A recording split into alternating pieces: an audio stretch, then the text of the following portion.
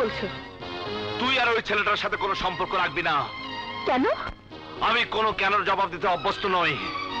সে সে আমাকে পিছনে টানছে। He is pulling me back. সেই অভিশপ্ত জীবনের অধ্যায় আমি আমি ভুলতে চাই। মিথ্যে কথা। বিকাশ পেমেন্টে 10,000 টাকার বেশি অফার। শপিং চলছে তো।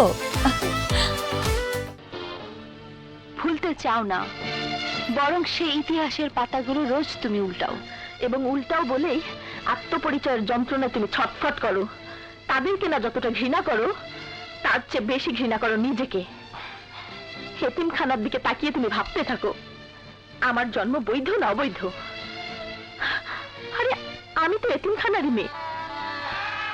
তুমি মানুষের সন্তান, আমার স্বামী, আমাদের অনাগত সন্তানের পিতা।